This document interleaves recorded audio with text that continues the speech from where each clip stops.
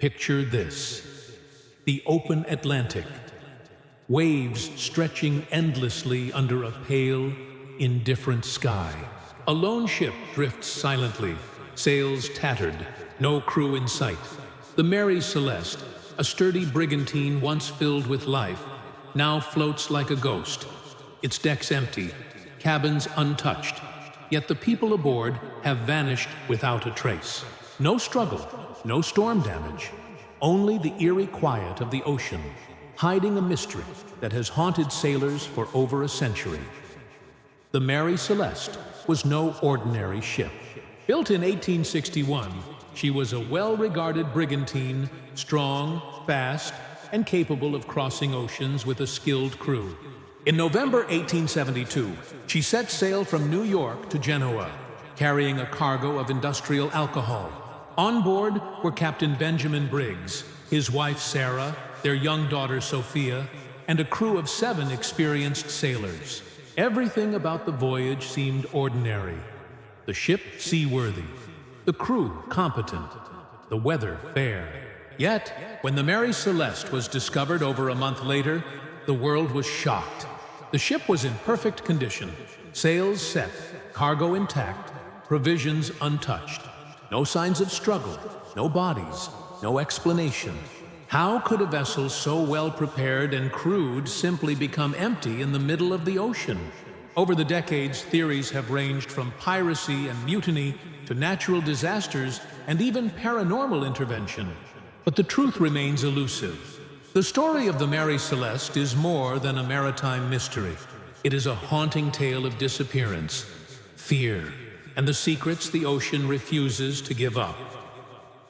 Before we dive deeper into the chilling disappearance of the Mary Celeste, tell me, where are you watching from, and what time is it right now? Let us know in the comments below. And if you're fascinated by mysteries of the sea, unexplained disappearances, and dark history stories like this, don't forget to subscribe, like the video, and share your thoughts. Your curiosity keeps these stories alive. November 7th, 1872, began like any other day in the bustling port of New York. The Mary Celeste, a well-built brigantine, readied for a transatlantic journey to Genoa, Italy.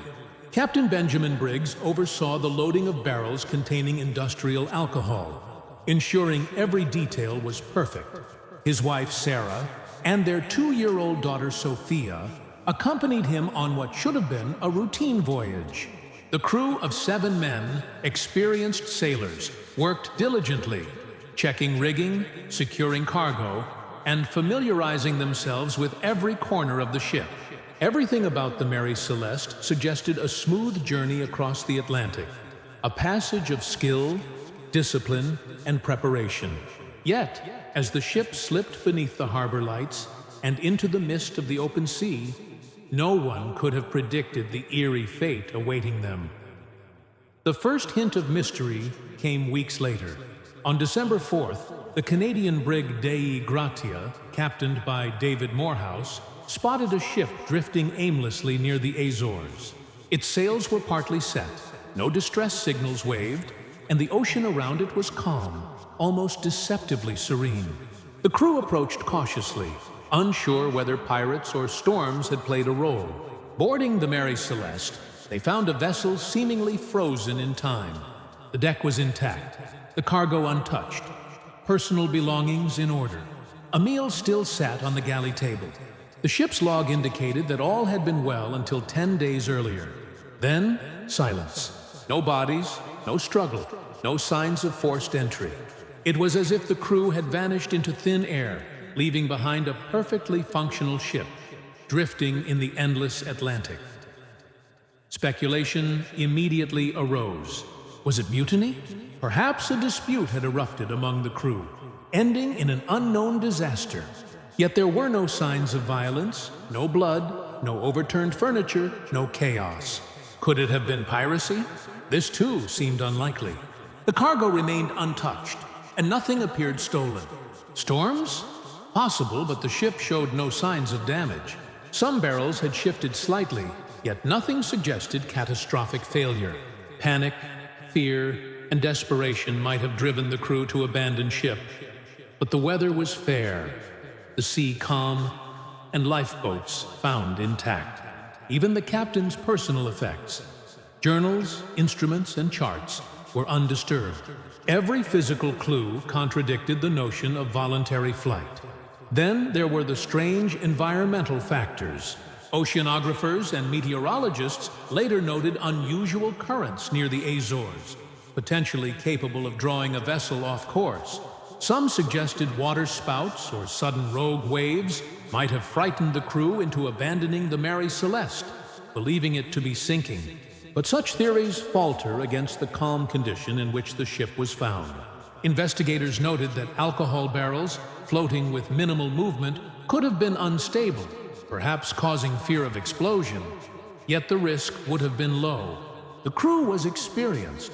Captain Briggs was known for his steady hand and rational judgment. Why then would such a seasoned sailor make the ultimate miscalculation and abandon a perfectly serviceable ship? Psychologists examining the case centuries later proposed more subtle explanations: paranoia, groupthink, and collective panic. Imagine being at sea, days away from land, with confined space, constant ocean noise, and the faint odor of alcohol permeating the hold. If even a single sailor believed the cargo might explode, or that the ship was compromised, fear could escalate uncontrollably. Yet, as rational as fear might explain some behavior, it doesn't account for the precise, methodical way the ship was left. Instruments were left in working order, charts remained, personal items untouched. It was as if the crew had walked away in deliberate silence, conscious of leaving no trace. But to where? The Atlantic is vast, unforgiving, and endless. Some theories ventured beyond the natural world. Could the ship have been taken by a sudden, unexplained event? A waterspout lifting the vessel? A rogue wave carrying it far from human perception? Others whispered of paranormal forces.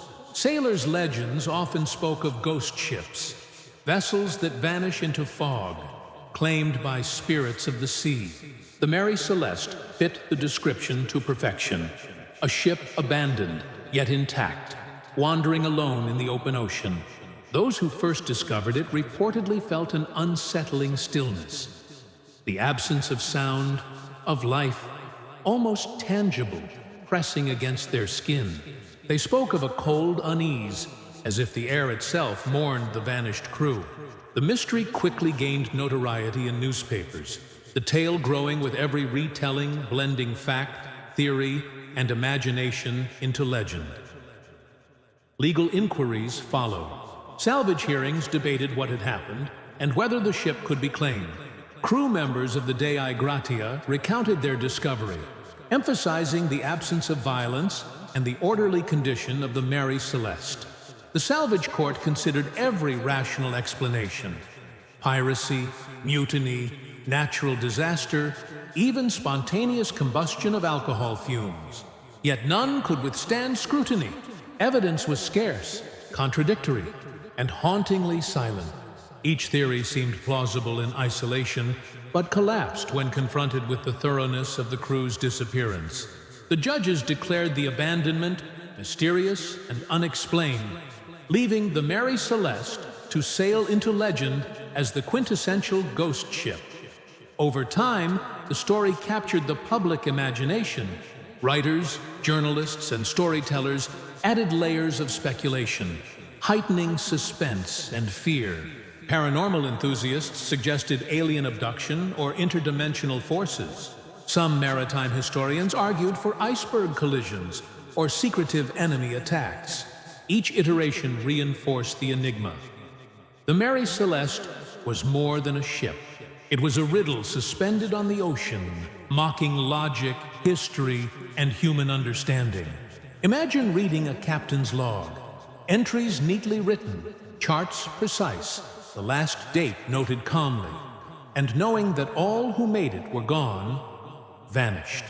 That tension, the impossibility of explanation, is what kept the legend alive, generating fear, curiosity, and awe across generations. And yet, For all the speculation, one must return to the human element. The crew of the Mary Celeste were ordinary men and women, facing extraordinary circumstances. Captain Briggs, an experienced sailor and family man, cared for his wife and child. Imagine the fear, the disorientation, the impossible choice: to abandon ship or risk unseen catastrophe. What terror could drive such a methodical, disciplined crew to vanish entirely? Every possibility carries dread. A sudden storm, a chemical reaction from the alcohol cargo, a leak too subtle to detect. Whatever occurred, it left no trace of struggle, no plea for survival, only absence. Silence became the only witness. The ocean itself compounds the mystery. Waves erase footprints, currents scatter evidence, and storms consume all sign of human activity. A ship adrift, abandoned, will drift, according to forces invisible to its passengers. Over decades, oceanographers traced possible drift paths, attempting to reconstruct the Mary Celeste's final journey. Some suggested she could have reached nearby islands. Others proposed she remained at sea, carried by currents hundreds of miles. But the crew's ultimate fate remains unknowable. Did they perish in a lifeboat? Were they rescued by another vessel? Or did they vanish into something beyond comprehension? Every scenario is unsettling, every answer unsatisfying. Even today, the Mary Celeste continues to inspire fascination. Art, literature, and media revisit her story, cementing her place in maritime lore. Scholars re-examine documents, journals, and court records, but no definitive conclusion emerges. Some theories gain traction temporarily. Perhaps alcohol fumes led to temporary abandonment. Perhaps a waterspout terrified the crew, yet none reconcile every fact.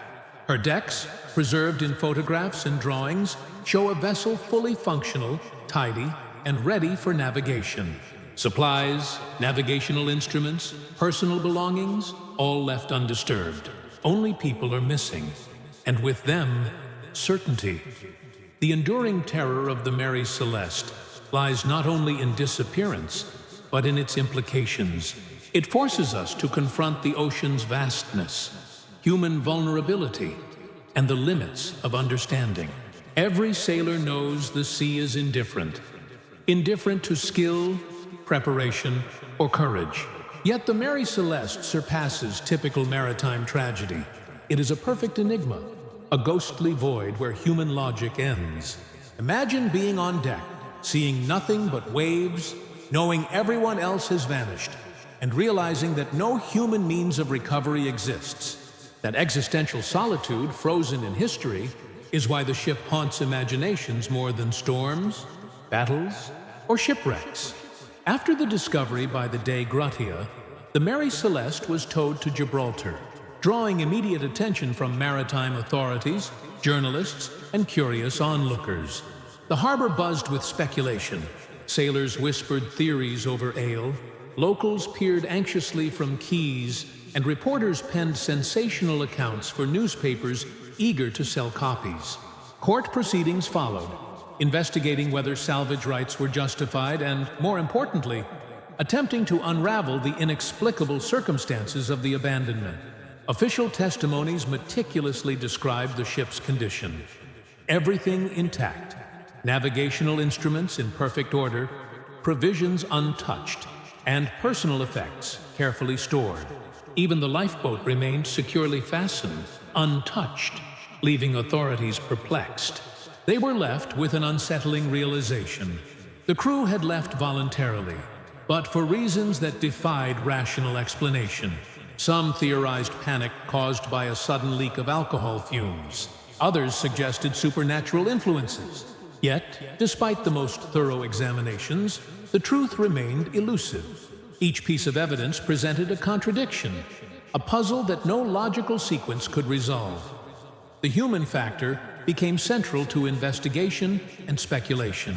Captain Benjamin Briggs was renowned for his experience, calm demeanor, and cautious judgment. His wife Sarah and their young daughter Sophia were considered companions, not just passengers. The crew of 7 were seasoned sailors, familiar with the Atlantic's temperament and skilled in navigation and emergency procedures. The group's competence alone should have prevented irrational decisions in the face of danger. Consider then the enormity of their disappearance. A disciplined, rational, and capable party choosing to abandon a seaworthy vessel in open waters, without apparent provocation or evidence of disaster. Psychologists later reflected on the phenomenon, suggesting collective panic as a plausible explanation. Yet, even in modern simulations, experienced sailors rarely abandon ship without obvious, immediate threats. The Mary Celeste defies such reasoning, and therein lies the terror. Natural explanations were also explored extensively. The cargo of industrial alcohol, 22 barrels in all, was scrutinized for chemical instability.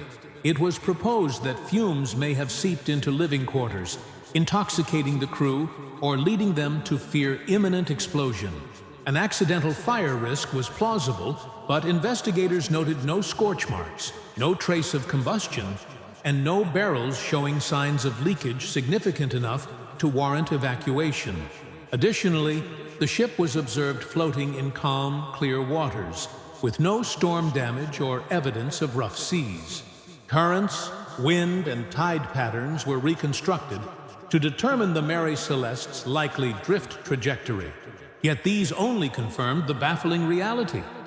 The ship remained seaworthy and intact, a vessel ready for navigation, bereft of life. Each analysis deepened the mystery rather than resolving it. Psychological theories extend beyond immediate panic to encompass group dynamics. Researchers suggest that isolation, prolonged exposure to monotony at sea, and subtle stressors like shifts in weather, alcohol odors, and minor accidents could amplify fear and paranoia.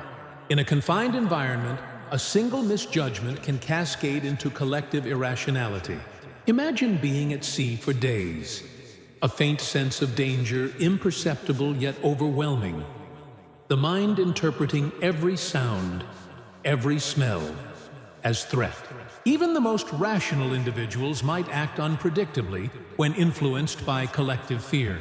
Perhaps a minor event, a loose barrel, a sudden sway, initiated a sequence of decisions culminating in the evacuation. Yet, this theory, plausible as it seems, cannot fully explain the crew's deliberate organization. Provisions, instruments, and personal effects were left untouched, suggesting consciousness and discipline rather than hasty panic. Alternative theories ventured into human interference. Piracy, mutiny, or foul play were considered. However, the Atlantic was patrolled, and no evidence of attack or struggle existed. A mutiny would likely leave signs of violence. Pirates would seize cargo or valuables. The Mary Celeste's perfectly preserved state contradicts these scenarios. Some conjectured that crew members might have abandoned ship due to hallucinations or visions induced by chemical fumes or illness, choosing to escape an imagined threat.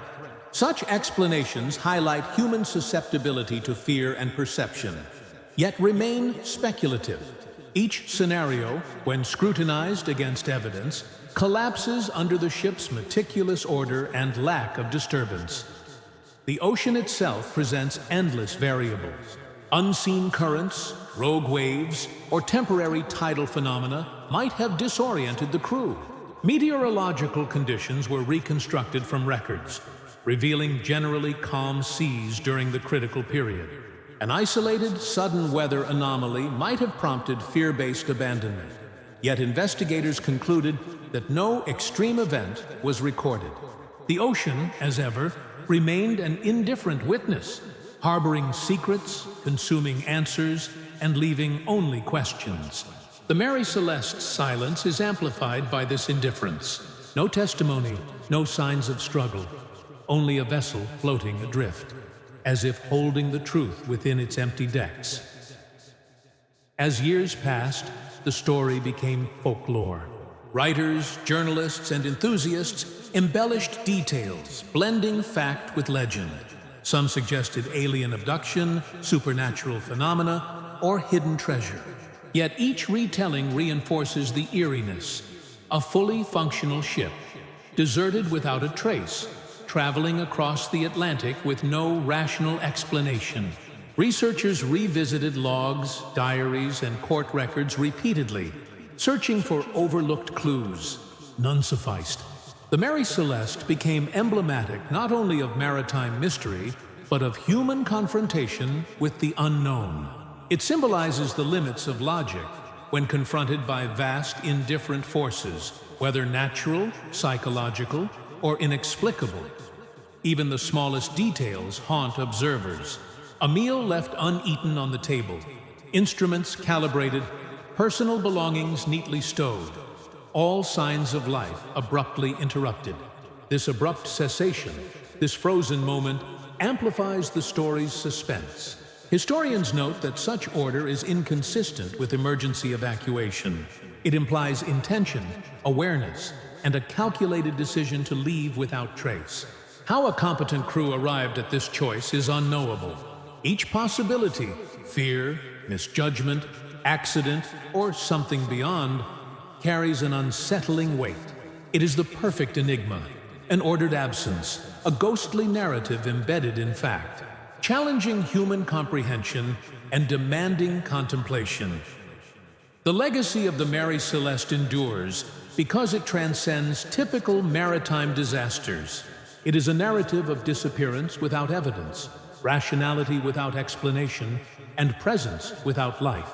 The ship serves as a symbol of human vulnerability, of oceanic vastness, and of the unknown factors that can disrupt even the most disciplined plans.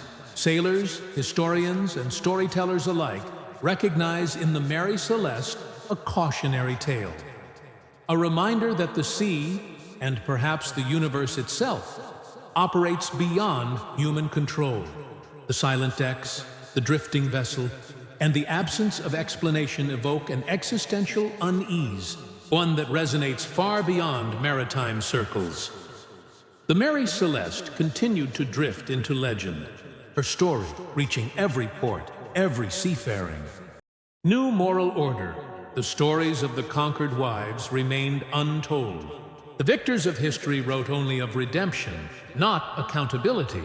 The same empire that once enslaved now sought forgiveness without confession. Monks copied texts about emperors, generals, and saints, but the names of the nameless women were left to dust. Rome repented in words, but not in truth, and yet their shadows linger. Archaeologists still find traces of them. Ivory combs carved with foreign motifs, burial shrouds embroidered in Eastern styles, bracelets that once belonged to royal captives. Each discovery whispers the same story. They were here. They lived. They endured. In Pompeii, before the city was buried in ash, graffiti scratched on a wall reads, "Venit ex oriente pulchra serva." A beautiful slave came from the east. A simple line, but haunting. Who was she? A queen turned captive? A girl taken in war? The volcano froze her world in time, but not her name. She remains, like thousands of others, faceless and eternal. Even Rome's greatest historians, men like Tacitus and Livy, could not escape the weight of what they witnessed. Buried in their writing are moments of guilt, fleeting admissions that behind Rome's order lay chaos. Behind its law lay injustice. Tacitus once wrote that the Romans make a desert and call it peace. Those words, perhaps unintentionally, reveal everything. Peace in the Roman world was not the absence of war. It was the silence of the conquered. And perhaps that is why their story still matters today. Because Rome's darkness did not die with it. The idea that power justifies cruelty, that domination equals order, still echoes in our own time. Empires change their names. They call themselves nations, alliances, corporations, but the pattern remains. The same pride, the same blindness, the same erasure. When one people triumph over another, it is the women who bear the weight first, and the memory last. History repeats itself because we refuse to listen to those it silenced. Imagine standing in the ruins of the Roman Forum today. Tourists take photos, children laugh.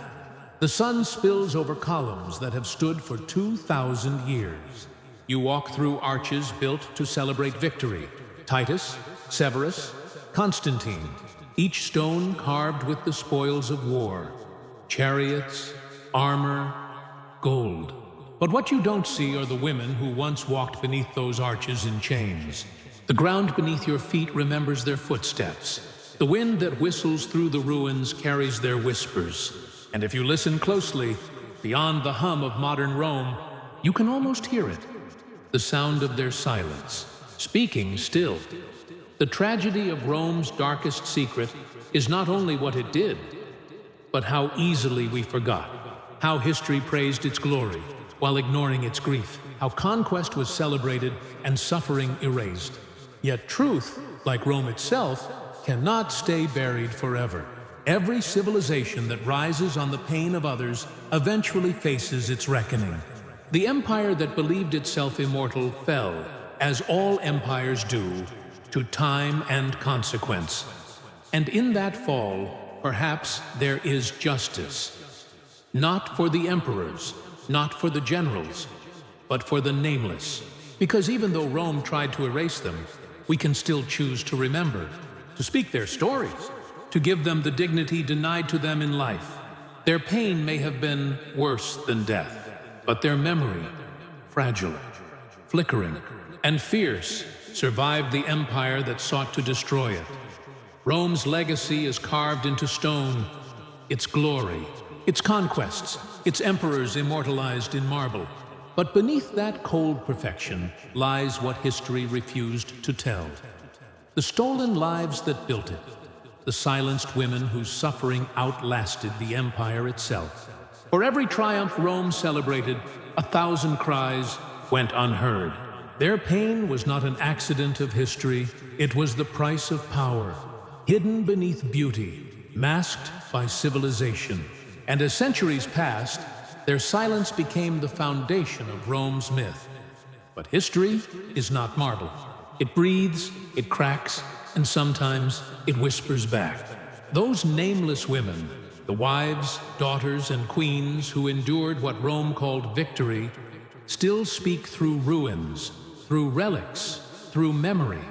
Their stories remind us that no empire, however great, can outlast the truth. If this story moved you, subscribe for more hidden histories and dark truths long buried by time. Hit the bell icon so you never miss an episode, and let us know in the comments. What empire or era should we uncover next? Until then, stay curious, stay awake, and remember, behind every monument of glory lies a shadow that history tried to forget.